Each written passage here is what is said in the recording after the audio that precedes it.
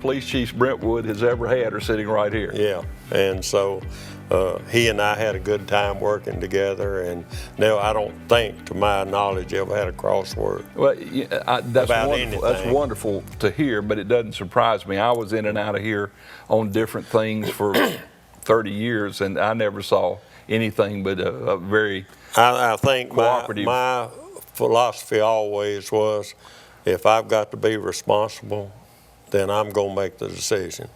And That's a he good understood philosophy. it, and I understood it, and we never had, he would offer me his advice. If it was good, I'd take it. If I didn't think it was, I wouldn't, and we never had any argument about it. And so it's a great philosophy. And I felt it was, and it worked good for us. Okay, now, coming on up into the 90s, what are some things you remember? By then, the police force has changed quite a bit, I would think. Oh, yes. You're starting to get into certification and those kind of things. We got, in fact, it shocked me. I called not long ago, and we got our first certification in 1989. And I thought, that's 20 years ago, you know, and I never dreamed. We're the first to be reaccredited. Reaccredited. We was the first one to be reaccredited, and that's kind of a sore spot with us. And so we thought we was going to be the first, but things did not happen that way. Well, we were close, and the problem is we helped the other agency because they were way behind us, and they passed. They jumped up ahead of us, and we were not happy about that. Yeah. And so anyway, it was. We hit the 90s, and we now are accredited, and we're into this new building. And what are some things that kind of stand out about that last 10 years of your time here? I tell you, it was. I was president of the Tennessee Association of Chiefs of Police in '89 and '90, and we just kind of went good from that point on. Everything runs smooth.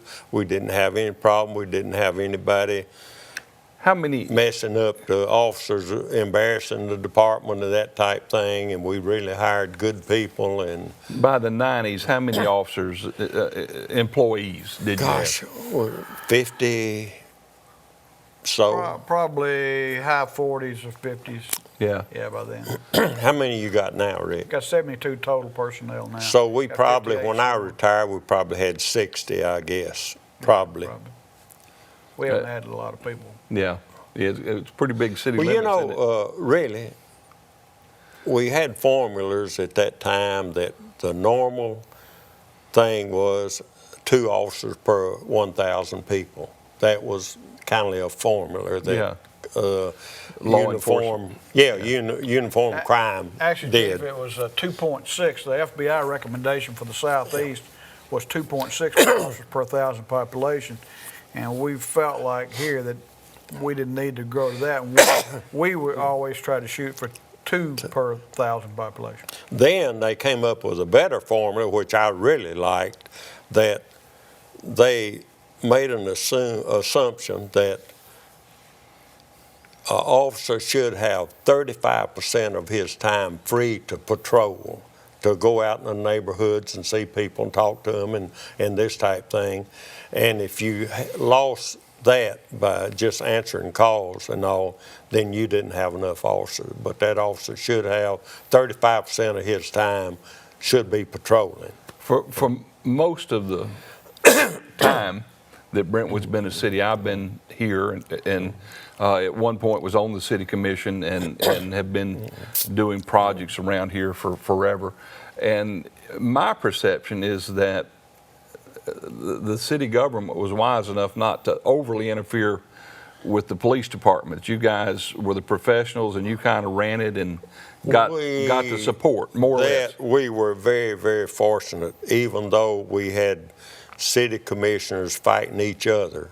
I think, to my knowledge, I can't ever remember the police department was ever involved in any of those discussions. I can't remember that either. I can't. They were fully supportive of us. You guys did a great job through the whole thing.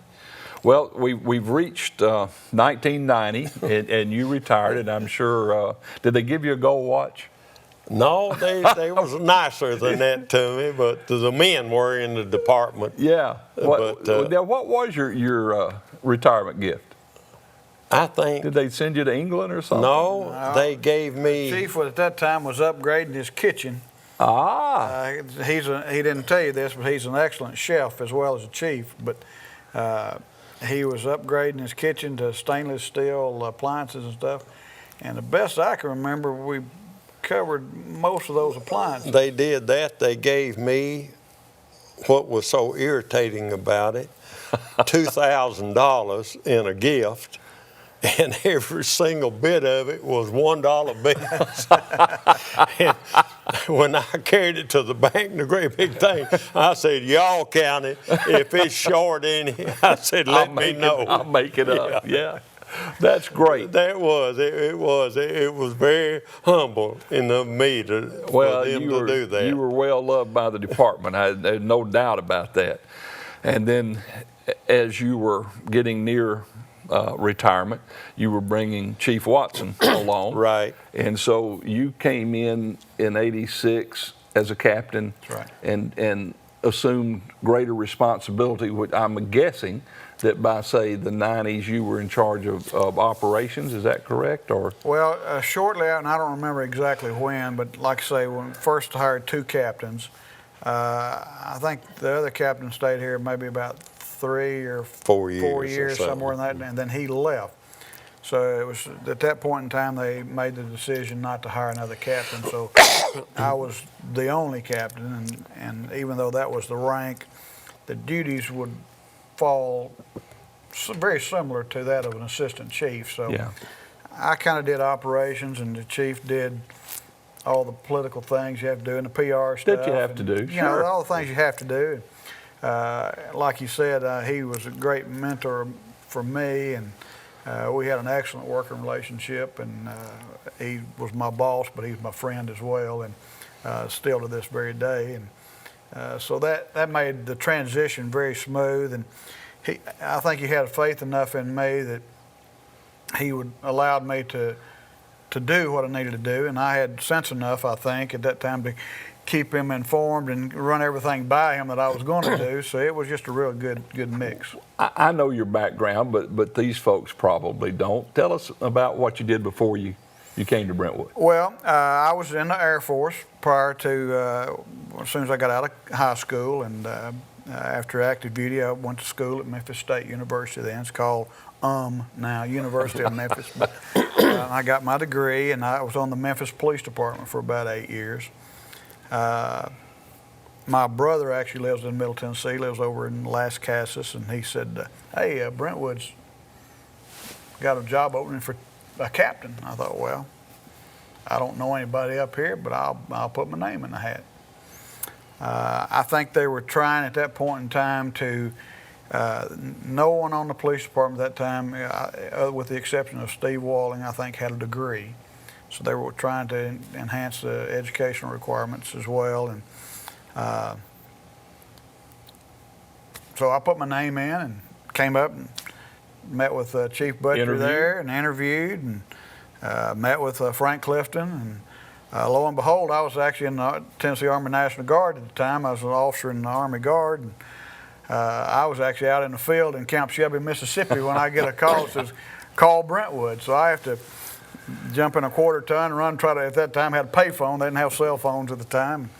I'm out in the middle of the field talking to Chief Buttrey, and he said, we'd like to offer you the job. I said, well, I'd like to talk to my wife. And he said, well, that's all right. You talk to her and just call me back. I said, well, Chief, right now I'm in the field with about a quarter-inch amount of dirt on my face. I said, but we made arrangements, and I accepted the job and was proud to get it, and moved up here October the 1st of 1986, which ironically was my son's first birthday. Wow.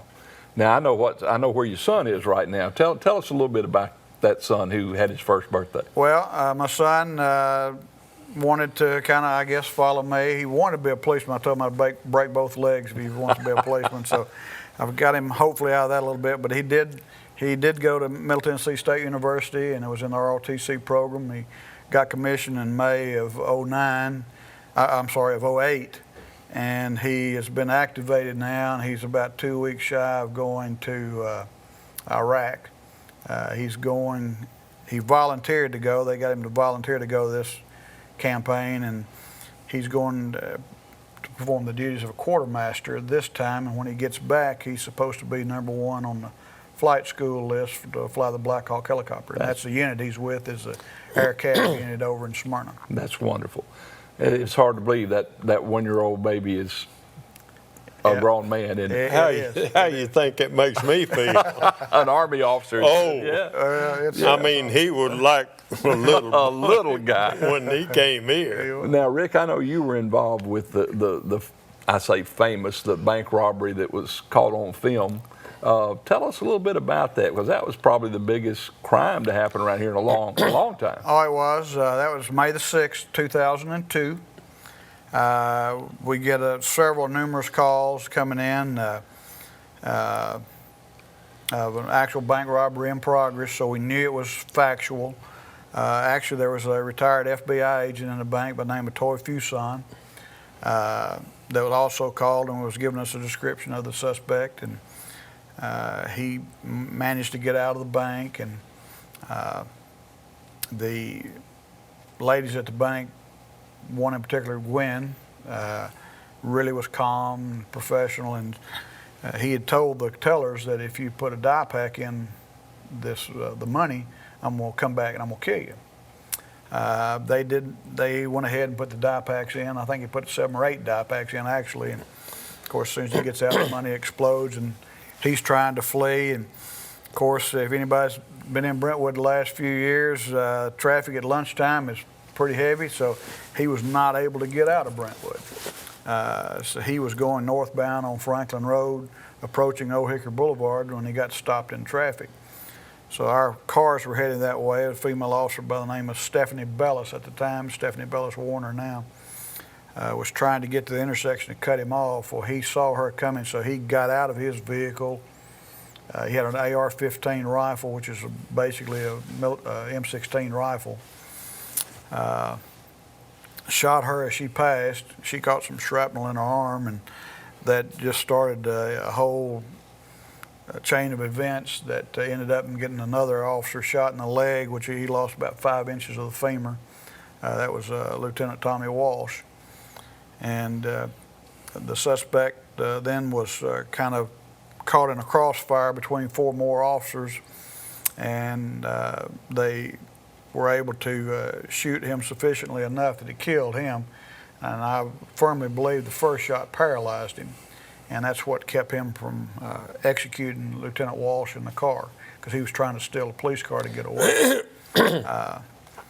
I got there about probably 20 to 30 seconds after the suspect was shot and was down, and was able to have a little chat with the medical people and direct which one was the more priority person to be looked at. And after we got that squared away, we got everything taken care of, and Lieutenant Walsh is recovered, and Stephanie Warner now is a mother, so she got out of police work after that. Now, some of the officers in the department had some very nice awards that came out of how it was handled. Do you tell us about that? There's a national organization called the Top Cop Award, and those 6 officers, the 4 that fired on the suspect and the 2 officers that got wounded, and by the way, they were Stephanie Warner was also returning fire, and I believe there's some debate, but I still believe that she actually struck the suspect in the leg when she was returning fire. But those 6 officers got voted for that year to be the top cop, and they went to Washington to receive their awards. That's wonderful. That reflects on the department and the good job that the Brentwood Police Department does. What are some things that you're... yes, sir. I had to stop by after that happened. Yes. And tell them when I was chief, I didn't allow that kind of thing to happen. Well, I just didn't allow it. you didn't tell them about the lady who didn't know her son was robbing the bank, did you? Chief, what are some things that are happening now in the city that you're dealing with that are?